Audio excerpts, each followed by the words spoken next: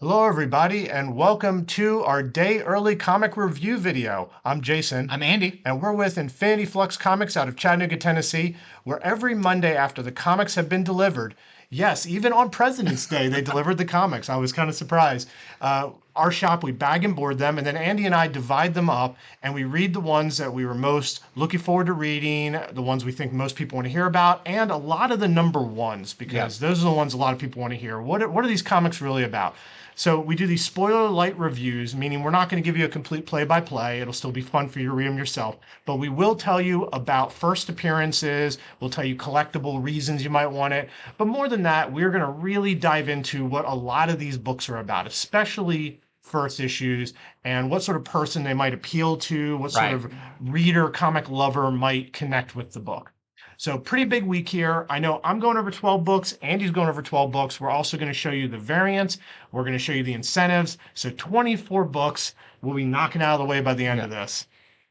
Before we start, though, I want to mention that we do have our website at infinityflux.net, where if you want to, I didn't size this right. Whoops. You can sign up for a book. You can just click a title that you want. You can subscribe to the series, or you can subscribe to just a cover. And if you do this, you get 10% off your order. So just wanted to plug our site real quick. Yep, that's what we do right before we tell you, here's all the books that you need to be getting from us. Because I've got a pretty big book to start out with. Yes, one of the biggest of the week, of course. One of the biggest of the week. One of the biggest, probably for DC in general going forward. This is Superman #1. It's a beautiful Jamal Campbell cover, and that is your interior artist. And I have to say, it looks a lot like that on the inside, minus all the characters being large and sitting on buildings. That's cool, like sort of almost a little bit of a painted feel. Yeah, so Superman #1, this has a lot of things it's got to get done, because Superman, of course, has been around forever. How do you do a new Superman #1? They've done it a couple of times, but what I think is most important is capturing the spirit of Superman early on in that #1, and that's what this does. So it begins with what you kind of want is a Superman reacting to a villain that is attacking the city. That's just out of the gate, great place to start when Superman is taking on Livewire, which I think is also fun because her first appearance was in the animated show. So it's even going back to like that classic animation, over-the-top feel of this. But you really get a sense of, like, we see some of the Daily Planet. At this point, now Lois Lane is the editor-in-chief of the Daily Planet, which is really cool. You kind of get a bit of how she feels about that.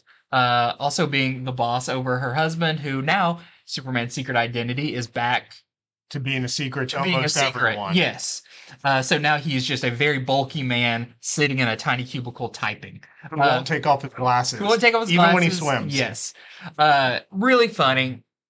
But everything's going fine when they all notice something going on outside. It's not like an attack or anything, but some commotion around the LexCorp building. Of course, Superman has a problem with this. Anything going on suspicious there, he's going to investigate. But what happens when he gets right up next to it? It transforms from being, the big building with a big L on it to having a Superman logo on it. Earlier in the issue, we saw Lex Luthor is currently in jail after some of the previous run stuff.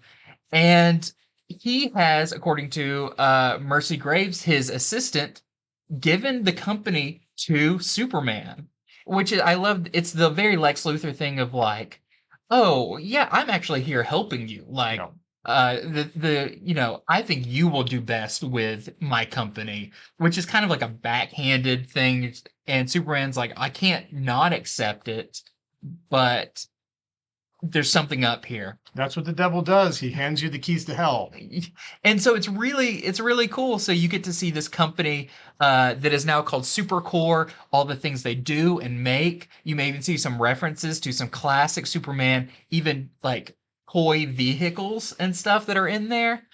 So it looks like a lot of this, at least initial story, is going to be around what is Lex Luthor up to, and what is this company that now Superman kind of runs, and it actually seems like it's helping people. You know that can't be true. There has to be something else behind it. But as a first issue, I think this has uh, a little bit of everything. It's got some fights, it's got some intrigue, some more villains come into it later on. So it looks like maybe the super core thing's going to be our overarching story, and then we're going to have some little personal ones, him fighting your classic Superman villains. So overall, I highly recommend this. You'll have to see Luther even installed kind of an AI in the building that's going to be helping him. That makes Superman very angry. You'll have to check out why. But it's been a while since you've read a Superman book, I highly recommend picking up Superman #1. The art is beautiful. Joshua Williamson really knows the character. I'll even say one of the most Superman things in this is a wedding has been ruined by Livewire's attack. So, and the priest has run away, so now Superman has to officiate the wedding. Just classic fun Superman stuff. So this is our A cover. We've got some variants. So this is our Andy Kubert variant. We've got our Jimenez cover. I really like this one. She's giving away his secret identity. I see that. We have our Federici variant. That last one's almost like, you're pantsing a friend. How do you pants Superman? You Yeah. reveal his suit. This one's very cool. This is the Lozano. You get a little hint there that Parasite might play a part. We have the 1 in 25 Kubert black and white variant for $15 for our customers.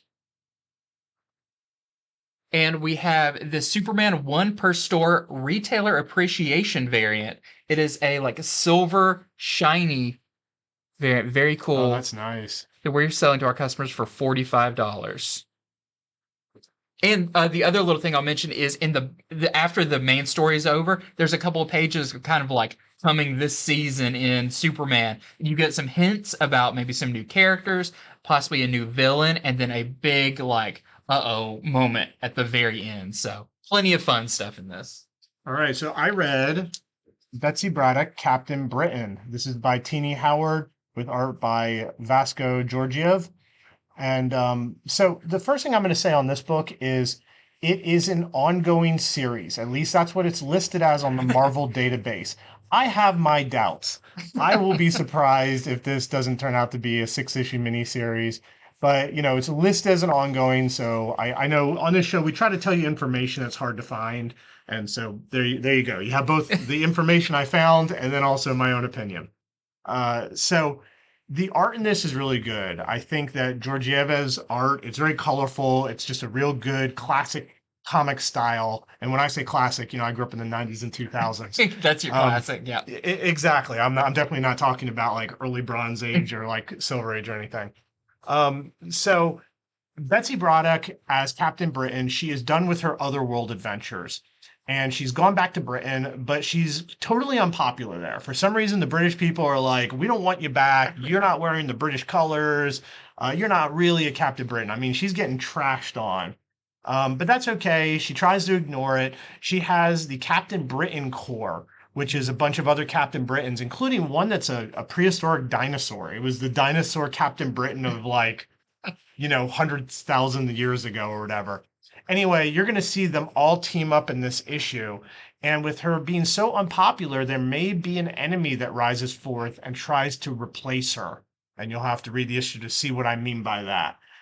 So further, what I can say about this issue is, while it is a jumping on point, if you didn't read the past stuff, it is a dense issue. There's a lot of dialogue. There's a lot of story. I read most of the past stuff, so I could keep up.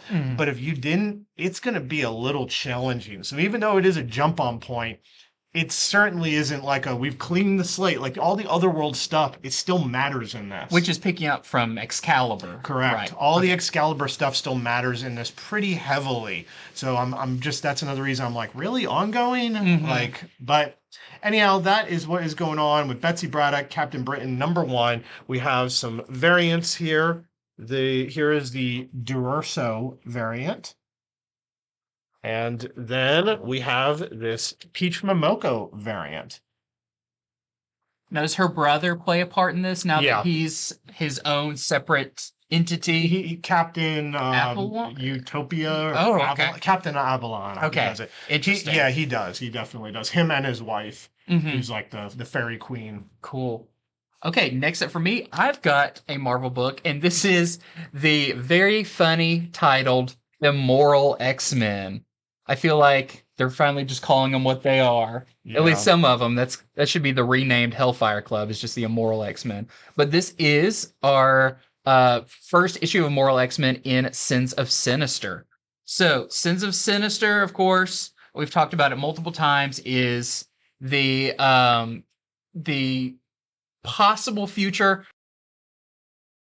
has done some stuff, so now he comes out on top. He has a way of manipulating time, so this is kind of his version where he rules. But in this, he has turned a lot of previous X-Men and Quiet Council members into versions of him. Yeah, he's made it where when they get regenerated, when they bring them back to life, his DNA is secretly inside of them. Okay. Yeah, so that has been going on now for 10 years. And I feel like it's kind of a fatal flaw with given his with them having a little bit of him in there, they also get a little bit of his rebellious spirit. And Emma Frost is kind of our main character in this, where she's decided, I've kind of had enough with Mr. Sinister ruling everything. I think we should kind of take it back. So even though she's part him, that's kind of the part that's also rebelling against him. Mr. Sinister can't even serve himself. He can't. No, he's spread himself a little too thin. But this is it's a really interesting issue that is mostly following Emma Frost as she is kind of trying to rally the Quiet Council around her to make this big move. But to do that, she's going to directly take on Mr. Sinister, and even their way of taking him on and ruling is kind of getting him under their thumb rather than destroying him. They want to control him. So a lot of this is how they each kind of one up each other. Emma Frost has her plans. Mr. Sinister has his plans. It's all really good. It is pretty complicated, especially because you're dealing with so many Mr. Sinisters. There's even ones that he just kind of makes off the fly. He has one that he just needs to confide in. So he makes another Mr. Sinister, but then he destroys him because he's like, I can't even trust myself. It is wacky, it's crazy, but I really like the Emma Frost parts. She just shows how much of a cool character she is. So if you were on board for the Sins of Sinister, I think this is going to be a big one you'll want to get as a miniseries. I think this one is also 3 issues. But if you're not reading the Sins of Sinister stuff, this would be kind of a confusing jumping on point, unless you just feel like you want to dive in head first and dig your way out. But as for the series, I think this is a great addition to it. I think some people are going to read the title and see, like, her on the cover and just be like, yeah, I'm buying this. Yeah. And there's a lot of that in there. There's a lot of her kind of Hellfire Club dominatrix stuff in there too. It's kind of amusing when she goes full that way. But we also had this beautiful Mark Brooks cover where you get to see like her in kind of her own style of Mr. Sinister's garb. Man, if I saw her like that, I'd be like, I know you're a villain, but somehow I can't run away. You just still look great. And we also have staring. The Phil Noto Planet of the Apes variant, which also staring contest. I'm gonna place my bets on Cyclops. Okay, so here's a number one that I know a lot of people wanted to hear about, and I am happy to be one of the first people on the internet to review. It is Blue Book number 1 by James Tynion with art by Michael Oeming. So this cover is a lot like the interior art. There are 2 stories in this, and the first story is told in black and white and shades of blue, like this. The second story is just full-on black and white. So this book is promised to be real stories of people getting abducted by aliens or meeting aliens or seeing aliens, as real as the facts that somebody has told or written or Tynion's found out some story from somebody. I'm fine with that. I think that's really an interesting way to do it. So the first story is presented pretty well on the cover. It's 2 people who are driving home late at night from a vacation. They're driving overnight and they see something in the sky. And guess what? It's aliens, but you'll have to see how far it goes. It's a very easy to read, easy on the eyes, a well-written story. Tynion, he's good with his dialogue of not overusing it too. The art really gets to tell a lot of the story. I think anyone who picks it up who is sort of interested in the premise will like the first one for sure. Now, the second story is not about aliens. I was wondering about this because Tynion said that not all the stories in Blue Book would be alien stories. Some are just going to be about strange things throughout history. The second story is these two teenage boys talking about their life in Coney Island and the weird things they've experienced. And these are definitely Coney Island stories. I have a family who live up in New Jersey. So I've been around Coney Island. I've heard things from them, and it's definitely some of those stories from the past. Like, for instance, one is about what is it called? The Elephantine Colossus of Coney Island, which was this real hotel back in the days of the World's Fair. And it was shaped like an elephant. Like the whole building was a big metal elephant, and it was a hotel and brothel. So you get to hear some stories of that and a few other ones. So if you're into the weird, I think this comic is going to scratch that itch pretty good.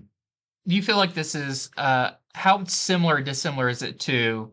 I know you're talking about Department of Truth. Very different. I don't feel like these characters are ever coming back. I don't think there's an overarching story. It really is sort of two just one-shot stories. It sounds like a little bit lighter fare, not as kind of grim as Department of Truth. Yeah, but still spooky. Some of the art spooked me out. So, okay. So as far as the variants, we have this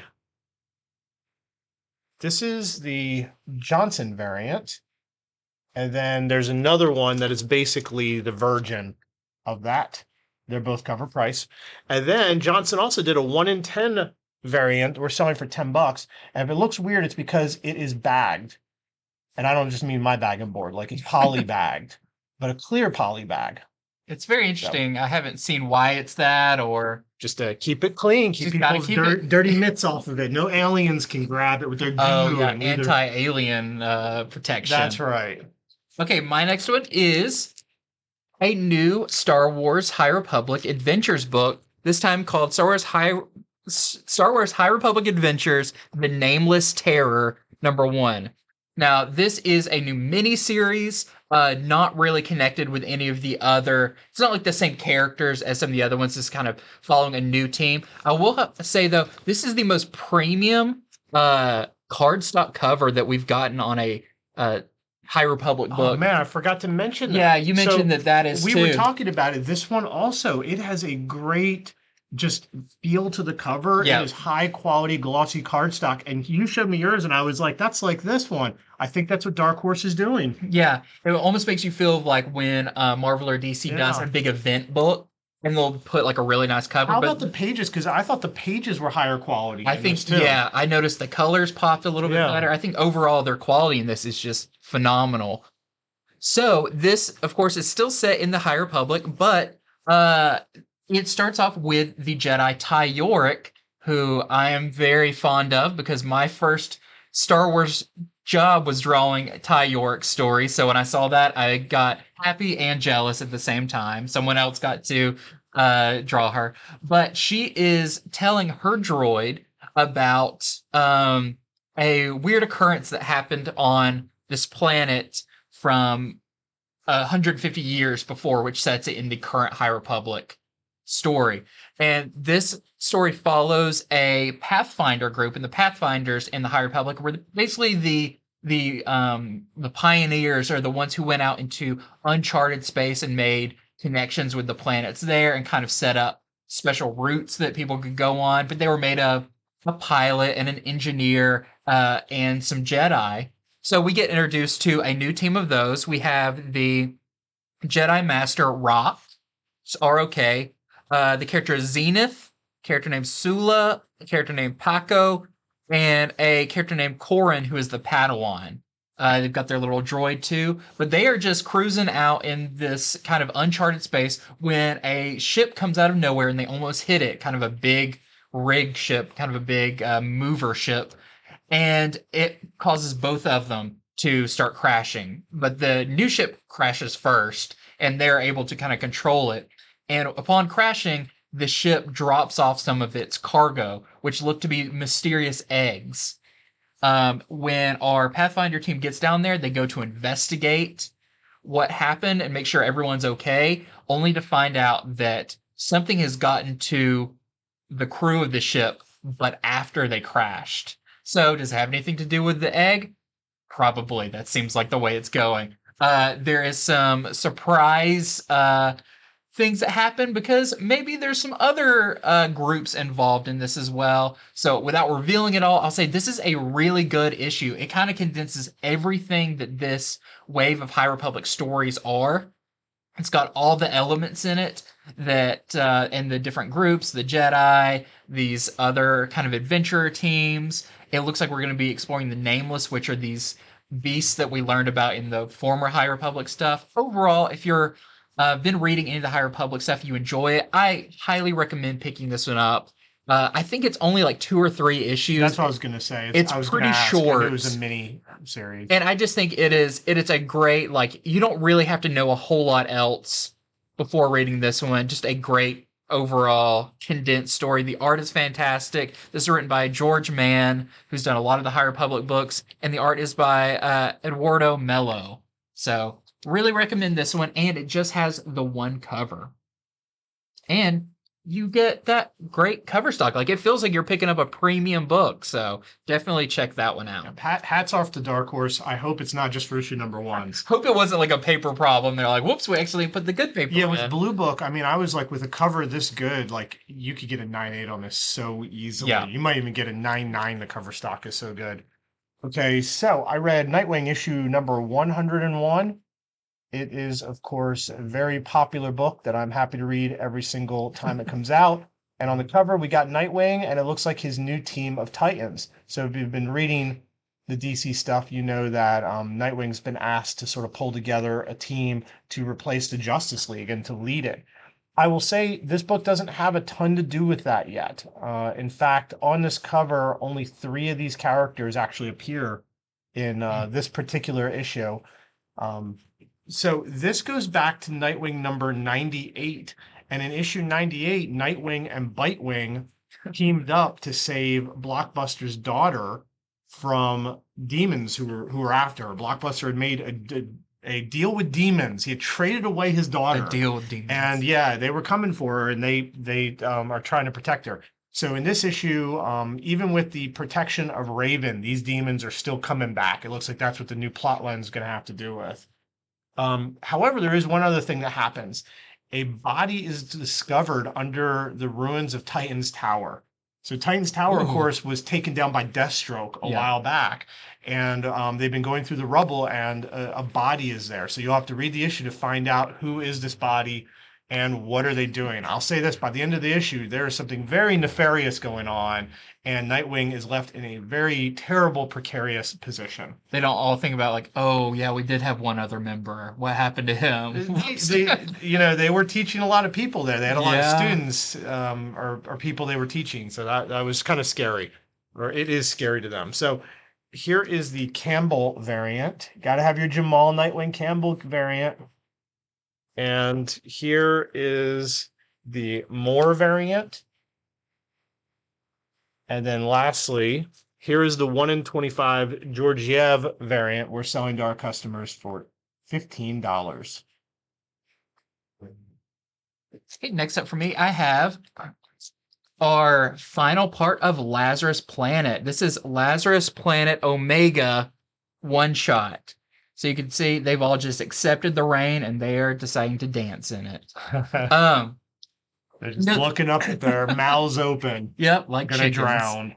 So this is really wrapping up. The story of Lazarus Planet, funny enough, is not that long.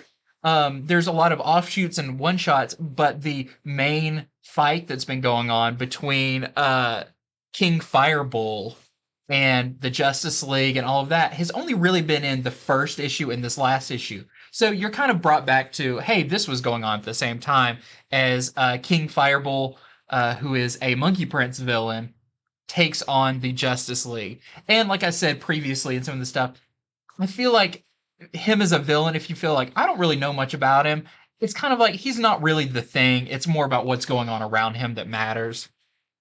So this really lets the characters and the heroes shine, which I love. Less so about like, look how bad our villain is, and it's more like, look how good our heroes are. So this is what I love Mark Waid's been doing is taking characters that don't always get the spotlight and really fleshing them out and making them pivotal parts of the story, like the character Black Alice, who has been through a lot of this as someone who can kind of drain magic and move it and everything. And she's kind of the big crux of how do we defeat King Firebolt and get all of the magic users their powers back. You'll have to read to find out everything that goes on with her because she is a very key part of this, along with Zatanna and a lot of the other magic users. A part I really loved in this is because of the Lazarus Reign, the Justice League powers get swapped around. And you get to see some pretty awesome stuff, including Robin with heat vision. Imagine Damian having heat vision. He loves it. He's like, I could get used to this. And Flash getting Superman's strength to do some real fast, real big punches. So it was a really good issue. But what I think is interesting about it, because it basically wraps up the Lazarus Planet stuff, because it's really a jumping off point for the future of DC. Dawn of DC. The dawn of DC stuff is, if you remember what happened with Batman, where he kind of got possessed by the demon, Naza, that's actually going to be concluded in Batman versus Robin. So the story is not over. It does still say to be continued. So yes, it's the end of Lazarus Planet, but we're going to be going back to Batman versus Robin to wrap up the entire story. I'm looking forward to that. So if you've been reading them, you'll want to pick up this one. It has some great character moments, but the story is not over yet. It is just beginning. So that's the main cover. Are any of the characters through this event going to keep their powers? It seems like, especially the way Zatanna talks about magic characters, things are definitely going to be changing. And I kind of like that. It kind of feels like magic's getting nerfed a little bit, or it's not as stable. So you're going to be seeing a lot of like, we're going to have to deal with this long term. And possibly we didn't see any of the characters lose their new powers. Right. So I think that's interesting as well. Okay. We have this Lee Garbett variant with one of our teams that have been going on in this. We have our Galmov variant, kind of hinting at Cyborg's new series that's going to be coming out pretty soon. We've got this Ben Oliver cover with Batman with the Helmet of Fate. Fate Man. And we've got this awesome Dreamer cover by Jen Bartel. And last we left Dreamer, she was actually pulling Dr. Fate's helmet out of the Lazarus resin. And it feels like that is just the beginning of her story. So I'm excited about that. We've also got this 1 in 25 Woods variant that we're selling to our customers for $15. Very cool. Okay, so I read Punisher War Journal Base. So again, we do this show to give you guys info, like what is this? How long does it go? This is a one-shot, okay? So this is just a nice one and done story. And the premise is, when did Punisher start writing his war journal? And I know he has his new symbol on the cover. This is the story set in the past. So this is before he had a Punisher symbol at all. So this cover is sort of showing, here's where the Punisher will end up one day, but the story is not at that time period. It's written by Torrin Gronbeck, and the artist is Dribril Morissette Fan. Wow. Okay. Yeah, not an artist name I recognize, but the art is honestly very good in this. I think if you think the cover looks good, it's that style art. I think it's represented pretty well there. So this is set where the Punisher is on leave. So he's still off at war, but he's on leave and he's back home with his family and he's having trouble fitting in. And him and his wife are going to therapy, and it's through this he decides to start a journal. He basically is writing this journal as therapy, and you don't see his therapist tell him he has to do it. I think it's his own idea, but it's all about him writing how he just has trouble fitting in and being normal after all the things he's had to go through and knows he's going to have to go back to. Well, of course, even as he struggles to fit into normal life, he discovers that there are gangsters in his neighborhood. So, yes, he takes on the gangsters while he's on leave. It's a pretty brutal story. It's got a lot of violence. You know, they push the violence meter as far as they can for a comic like this. And by the end of it, of course, the Punisher, he may win, but he always loses something. Yeah. So he does take a loss. Good one and done. If you like a good one and done Punisher story, I think you'll like this one a lot. Torrin Grombeck is up and coming good writer. I'll be going over the Thor later on today. Yeah. And so here is the variant. This is the Romero variant. Again, showing what Frank Castle will be later on. Much later on. Yeah. And I've got She-Hulk number 10. So I've enjoyed She-Hulk so far, and this kind of wraps up the storyline that's been going on since the first issue for the most part. So we've been dealing with the stuff with Jack of Hearts, their kind of budding relationship that they've got, and then the previous one, Jack of Hearts got his powers back. And for a character like that, that's not a good thing because his powers are very volatile. Yeah. So much so that he can't touch Jennifer Walters, or he will, like last time he pretty much killed her when he touched her. Wow. So how does that affect the relationship at this point? He leaves. They need to go consult Rogue and Gambit. Yeah, get your pair of nice gloves. But he leaves, and it is back to life as normal for Jennifer Walters. And in that case, that means some lawyer duties, maybe even defending a Doombot on the stand. She has to go on another adventure with the Avengers, but it's very humdrum. She's used to it. But she still has a thing for Jack of Hearts. She's going to call in her friend Patsy Walker to kind of help her through this, which I love when they're together and they're best friends. Patsy Walker knows everything about romance. Yes, she's from the romance comic era. Yeah, that's her origin. Yeah. But you'll have to see where it goes. Jack of Hearts is not done in this story, but it does wrap up kind of a majority of what's been going on, because the next issue is actually going to be what they're saying is a great jumping on point where they introduce a new villain and stuff. So great first 10 issue arc, for the books. And we've continued to have these great Jim Bartel cover. And this one is really fun. This is the Talaski variant. Or just, she probably has to buy new clothes all the time. All right, so I read this indie comic I really enjoyed. It is Local Man. This is by writer Tim Seeley with art by Tony Fleeks.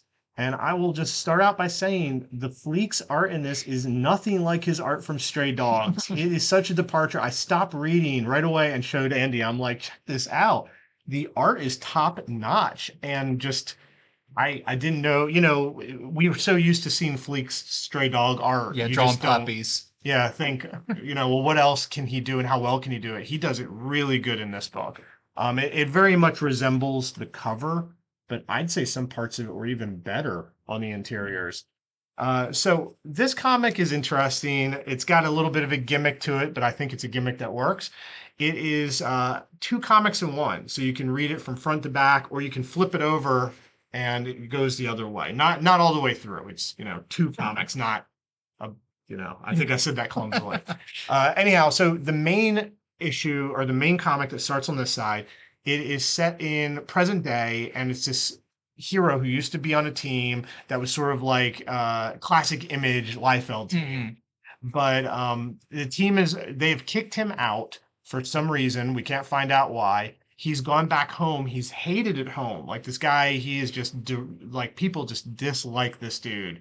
We don't know why. His name, I think, was it Cross? Yeah, Cross Jack is his name. Oh. And so he's just trying to live a normal life, connect with his family again, and you're just trying to figure out why are you so hated and so down on your luck? And you don't find out in this issue, but it's written really well, and I'm just pulled in to see why, what's going on. He's no longer a superhero now. He is sort of local man in a bad way. He doesn't call himself that, though. I'm just taking it from the tale. But the other comic I feel like this is what sells the book as this thing. Starts on this side, and it's set back when he was Crossjack. That's him as Crossjack. I'm trying to be gentle with this. And you can tell that they are definitely doing Rob Liefeld style, and that's Tim Seeley doing the art on that. And it's just sort of a story from back in those days, which is hilarious. You know, there's like fake team names, and every member gets a name, and fake villains they fight. It's very R-rated, edgy, but definitely a lot more humor to it. And I think the two stories are going to converge. I have a feeling we'll see what happened in the past that is making his future the way it is, and can he redeem himself and such. It's good. I'll just say it's what I want in an indie comic. It does things I don't see at Marvel or DC, or that I think they'd be very interested in doing most of the time. You know, I could see maybe like Tom King trying something like this. Yeah. Okay, so we got some variants. We have the Sealy variant, and then we have the This one's great. Reber variant. Which it's just everything that comic Oil and fist store. flying and promises of it shattering your senses. I can no longer hear. Oh, my eyes. Oh, that's what those 90 comics did that for sure. My next one is our next entry into the Batman One Bad Day. This is One Bad Day Clayface. I've been very excited about this one. Clayface is one of my favorite villains. I just think he's such a visually cool character, and also just such a surprisingly complex character. Yeah, he's a kind of a tragic villain. He is. So this is written by Colin Kelly and Jackson Lansing. Whenever I see their name now, I just think of their run on that Kang miniseries. That kind of, I feel like, is what brought them into my mind. And the art is by Zermanico, who had just previously done Flashpoint Beyond. So you've got a great team working on this. And what's really fun about this book is Clayface, or Basil Karlo, is an actor. That's kind of always been his origin of being an actor. And the kind of the duality of like, he can no longer be the handsome leading man. So that's kind of why he turned to a life of villainy. Now, what is really cool about this kind of one-shot style story that they're telling is it is very much fused with the idea of scripts and movies and everything, but mostly like kind of how you read a script. Even the opening page gives you a exterior or interior Clayface's room. Here's what it looks like. The text will go throughout, basically giving you the script part of it, and then you'll see it. It's a very cool way of meshing kind of his acting life with his villain life. But where we pick up with him is he's moved to California to really pursue his acting. Life in Gotham is life in Gotham. It will kind of make the worst out of people for the most part. And he is going to get into acting. Now, I don't know if he's necessarily a good actor. He has transformed himself into looking like a handsome leading man. But when he kind of gets upset, he starts to lose his ability to keep that look. But he goes in for a callback for a job playing a character in a movie that I don't want to tell you what it is, but is heavily Batman related, but a tragic story. He tries to play it tragic, and they actually want it to be more comedy. This very much upsets him. And turns out his best friend ends up getting the job, which does not sit well with him. Something horrible happens to that person because of Clayface, and this kind of begins a long string of when it doesn't work out for Clayface, he, in his own way, tries to make it right by putting himself in that position. But how far can you go before everyone you're surrounded with is you? Or I feel like it's kind of also talking about like surrounding yourself with yes people. But when you get to the top, Andy. Yes, I agree. See, I've got my own yes man. But to the point of eventually you get to a point where you were never that good to begin with. Those people are just telling you yes to make you happy. It's a really cool meta look at acting, but also Clayface as a character. Batman does appear in it, and definitely gives the beat down on Clayface. So it's got some classic Batman, but I highly recommend this one, especially I think if you like the Riddler story that was in this, it's more in line with that. It's more like a psychological story than just an overall action story. But highly recommend Clayface Batman One Bad Day. It even says in this, he brings up the point of this is one bad day. So really funny. Definitely on the nose with that one. We've got this great Jim Lee variant where it looks like Batman just shoved something in Clayface's mouth that is glowing and it's probably not going to end well for Clayface. Yep. And we have this on the kind of side of movie posters. This is the 1 in 25 Sherman variant that we're selling to our customers for $20. It's very cool, like classic movie poster look. Kind of an old style monster movie. Okay, so I read issue 793 of Flash. This, of course, is by Jeremy Adams, our regular Flash writer, with Roger Cruz doing the art. This is part 4 of the 1 Minute War. So in the last issue, they were able to get some of the aliens, one of their spaceships. And it was a small vessel, and they discovered that in the compartment, they had some of the world's most powerful heroes collected up. But of course, they're all moving super slow. You know, I think they just want to make sure they stay out of this. Well, now the Flash family has them, so maybe they can make use of some of these powerful characters. You'll just have to read to see. The other thing is the Flash family thinks they have figured out how the faction is making their technology move so fast, how the technology is able to go through the Speed Force, and they pull together a plan to hopefully stop that. I'm not saying this plan it happens in this issue, but you know, it definitely starts in this issue. And so that's what's going on in Flash 793. We have 2 variants. We've got the Bayless variant. And then we have the D'Alfonso variant. Flash popping out of a big clock. That's where he's been. Okay, I've got Star Wars Yoda. This is Star Wars Yoda number 4. So this starts our next story arc in this 12-issue run maxi series of Yoda. So this one actually takes place before the prequels, back when what becomes Count Dooku. He's still a Jedi, but he's not a Padawan anymore because Yoda was his master. And Yoda seeks him out to get his help training some younglings. So this is really fun. This is my favorite issue of this series so far because this does delve into some history of Dooku, which we don't have a whole lot of. And it brings up the kind of what's going on in the younglings. Like, how can you tell if they're starting to lean towards the dark side? I feel like Yoda's bringing Dooku in to help him suss out where's this darkness coming from. You get some great characters, some great new youngling Jedi, even a Wookiee one that's kind of one of our main younglings. Overall, I thought this issue was fantastic in this run of Star Wars. Even if you didn't read the first 3, you could jump in with this one, especially if you liked the Star Wars Tales of the Jedi Dooku episodes on Disney Plus. I think this will be right in line with that. We've got some variants for this. We have the Manahini variant with Mace Windu. Purple lightsaber. Yep. We've got, this is the Stott variant with them teamed up.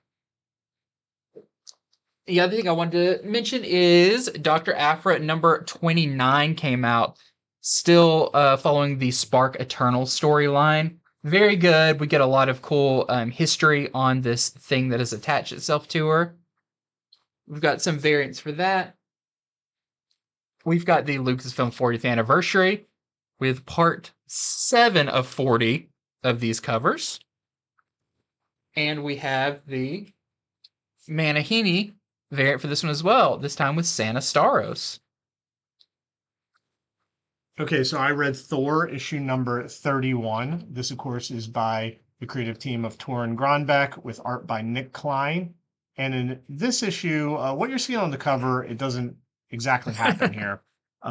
So last issue, Thor and Jane Foster discovered that Valhalla, the gates were just wide open and there was no one there. All the dead people that should be in Valhalla are gone. So where did they go? Maybe they went to hell, Hel, of Yeah, course. I yeah. mean, maybe they went there. I'm not going to tell you. You're going to have to read the issue to find out. Beyond that, what does all this have to do with Doctor Doom? Oh That's the wow, other I thing did I'll not say. see that character coming in there. Yeah, he's been on some variants. I think he's shown on comics in the future that haven't come out yet. Yeah. But yeah, so that's my very, very small review of Thor number 31. I have some variants here to show you though. Here is the no, this isn't the Bradshaw. This is the Azrael. Yes, this is the Azrael variant. One of my favorite homages. I know, and Thor is just sort of it's like it's already your title and you're stealing the spotlight from Beta Ray. He didn't like that. I gotta be in that pose. Here is the Bradshaw Planet of the Apes variant. And lastly, there is second last, there's a Momoko variant. And lastly, there's this 1 in 25 Dodderman variant we're selling to our customers for $25 with Thor and lots of different armors and looks from over the years. And Dodderman, I want to know his process of like Google searching every Thor costume ever, every Black Cat costume ever. I think it's weird they made him open order, but then they went and made this one Cento. So they're really trying people to get all of them. Yeah. Okay, next up is probably one of my favorite books this week. It's still one of my favorite ongoing series overall, but this issue really stood out. This is Batman Superman World's Finest number 12. Look at the cover with Robin and Supergirl are on a date. And I feel like this is hell. Yes. H-E-L-L. So this is it's kind of a thing I don't know too many people who've asked, but be like, why don't those two ever, be an item or whatever? You find out why in here in one of the hardest to read issues, not because it's bad, not because it's complicated, because it is so cringy and awkward of seeing one of the things is Robin was trained by Batman, but not trained by Bruce Wayne how to be in polite company and to be suave and around women and stuff. So on one hand, we have Robin who just makes it super awkward. And on the other hand, we have Supergirl who is quickly learning the person that she thought she was into, maybe she's not as much into him, and you just watch the date go downhill. And also, but why does this issue begin with a lost monkey? You're going to have to find out, but it is a running thing through the entire thing, and then you see how it pays off at the end. I could go on to how many awkward things happen in this that are very relatable to dates, like how do you brag without bragging? How do you kind of say, oh, this has been going on in my life when you don't realize the other person has something, equally bad that's happened to him or worse. It just makes it very awkward, but one of my favorite issues. It's a standalone issue, but it does so much for character development and just a blast to read. So, World's Finest number 12. One of the best issues of the series so far, and it's just, an in-between issue. So definitely put this on your pickup list this week. And just have the one cover for it. It may have had a variant. We may have already given it to our pull box customers. So. Okay, so I read Something is Killing the Children, issue number 29. This, of course, is by James Tynion with Werther Dell'Edera doing the art. I have to say, Dell'Edera's art in this issue is really good. I mean, his art is typically awesome, which is some of why Something's Killing the Children is such a popular book. But I feel like he turned it up a notch in this issue for some reason, which is great. So really good art issue. In last issue, Erica was left sort of framed. You have Cutter, who was sent to sort of get Erica, and she's kind of killed a bunch of police officers who had arrested Erica and left Erica to take the blame. Well, this issue, we get to see the fallout from that. And what can Erica do to possibly undo this? Or is there anything she can do? Meanwhile, we get to see some of Cecilia, who is one of the people that unleashed Cutter. And Cecilia's starting to have misgivings of having done that. There's a really interesting conversation about that. So that's some of the things that is going on. Is something is killing the children, number 29. We also have the one per store Virgin variant for $10. And then we have this really great Sorrentino variant. It's just an open order variant. And there is the maskless 1 in 25 of that we're selling for $25. Okay, and I've got Amazing Spider-Man number 20. So this is the second and last part of the kind of little detour where Joe Kelly and Terry Dodson are telling a Spider-Man story, still in the continuity, but kind of a little vacation for Peter and Black Cat, where they have to now team up with White Rabbit or it's not White Rabbit, it's White Fox? I get it confused because Batman has a White Rabbit character too. Anyways, they have to face off against the Silicon Six, which are a kind of fan group or people who get to pay money and dress up as the Sinister Six and wreak havoc. So they have to team up to fight them. But I think what the big thing in this is there's a pretty severe confession made by Peter to Felicia in this regarding Mary Jane and Felicia and what his feelings are. It's kind of a thing that we've still been wondering about what has happened, but we don't know what's happened to MJ and Peter's relationship, but we do find out what his current feelings are about it, and it's pretty shocking. So it's some great art. Terry Dodson's art in this is just phenomenal. There's a lot of really funny jokes in here. This is our A cover. Then we have our Basil Dua variant, where they've been kind of doing the giant versions and the tiny versions. Spider-Man doesn't even really need to stick to that building. I feel like you could just step over it. Spiderzilla. Spiderzilla, for sure. We have this Lupacchio, Planet of the Apes variant. That is your artist on World's Finest. Lupacchio did the interiors on that. And we also have this 1 in 25 Dodson variant. We're selling to our customers for $20. All right, so I read Strange Academy Finals issue number 4. I think them writing finals on this series makes it feel like it is limited. This is an ongoing series. Yeah. Now, of course, like the first Strange Academy, maybe that just means issue 12. Who knows? But just want to let people know this is not ending, in another issue or two. So we got on the cover here. It is the two Dormammus. There's Dormammu Senior and Doyle Dormammu. This, of course, is written by Scotty Young with excellent art by Humberto Ramos. And this was a really good issue because, at the end of the last series, Emily Bright, she kind of led the revolution of students who left the academy. But since then, her group has come undone. And it's just her and 2 other people. Well, in this issue, she goes so far as she goes to Dormammu to make an alliance to go try to attack the academy. So it's sort of like somebody in this, I won't say who, brings up, is Emily still a hero or has she gone full villain? There's sort of a very emotional fight and conversation scene about this.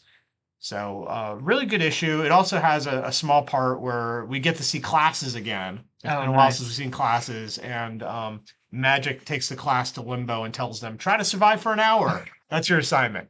So another good issue of Strange Academy Finals, issue number 4. She learned about school from the Xavier Institute, where they would do the same thing, where they'd just kick you in the Savage Land and say survive. Yeah.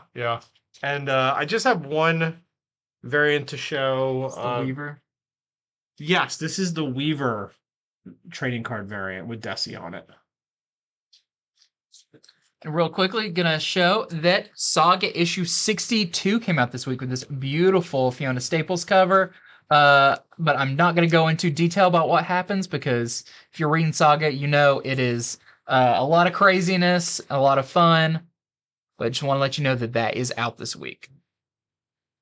Okay, so I read Darkwing Duck, issue number 2. Now, this is a cover that does happen in this book. Oh, This is good. a Nakayama A cover on this. So after last issue, Darkwing takes Goslin to a toy store. He's like, you deserve just a good old time.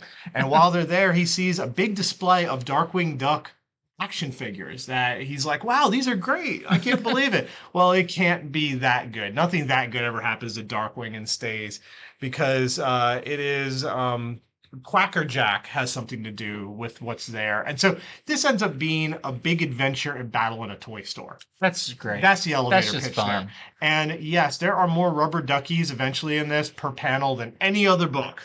I'll just say that straight out. This is written by Amanda Dibert with art by Carlo Lauro, who did the first issue as well.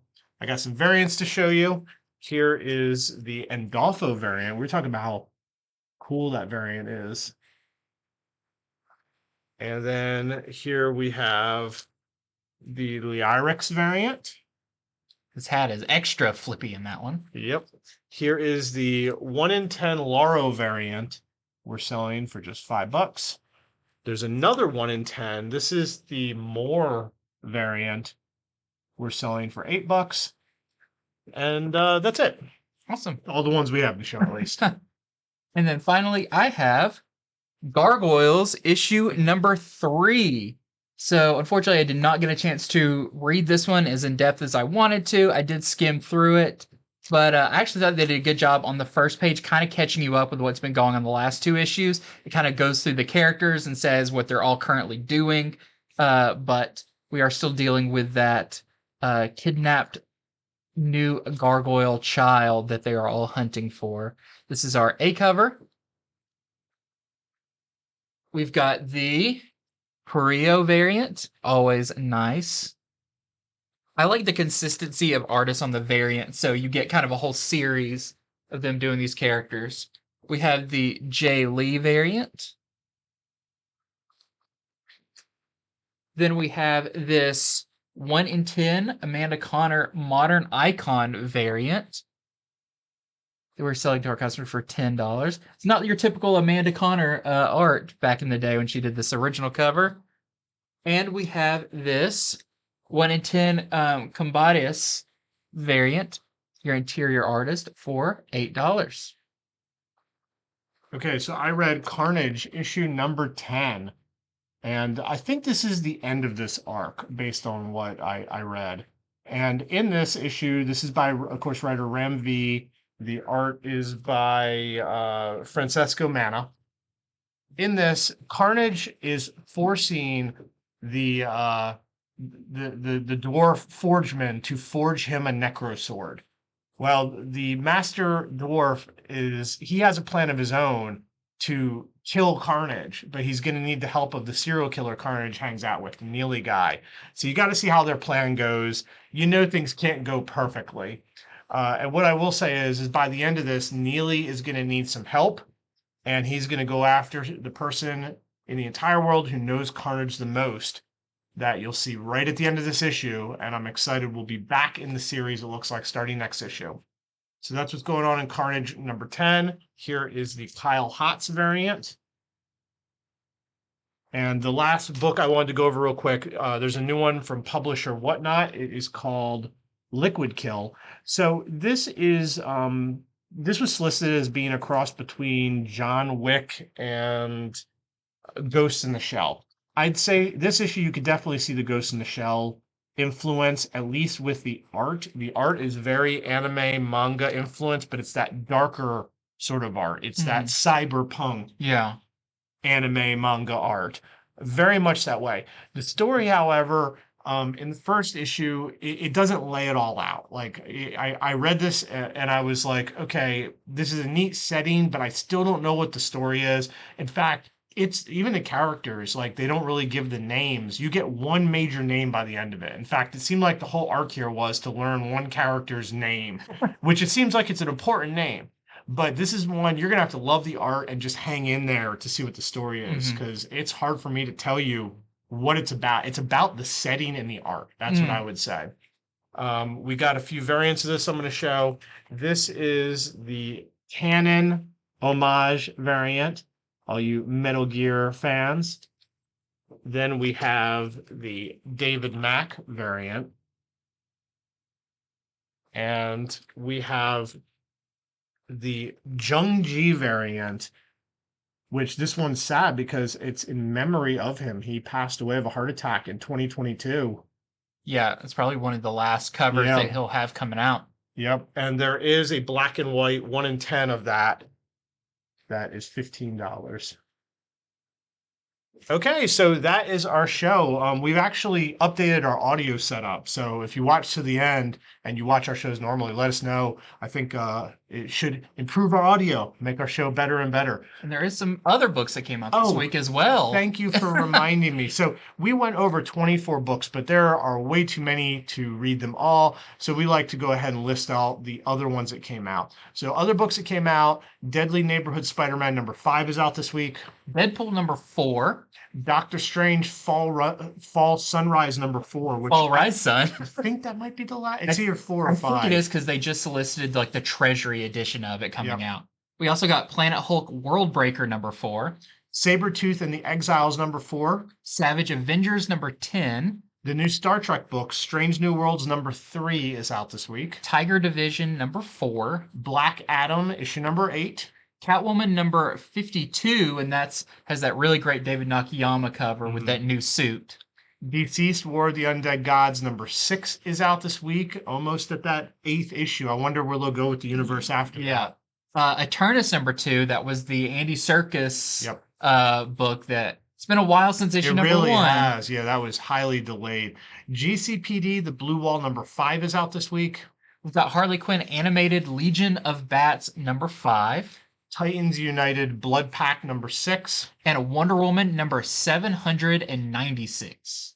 Okay, so that is pretty much everything that's coming out this week. We hope we've done our job and we have given you the knowledge that when you go in your comic store, you know, especially what these #1s are about, and you know which of these books you're most excited about, which variants you want to get.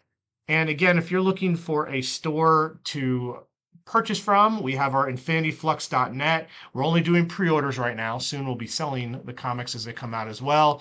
You could just sign up and just find what books you want to subscribe to, click it, and you can either subscribe to the entire series or just pre-order individual covers. Super simple. Yep, and you get 10% off any order that way as a thank you. All right, well, that's it. We will see you next time when we'll be back on Friday for Comics from the Future. If you're watching on YouTube, hit that subscribe button, please. Yes. So have a great rest of your week and go read some comics.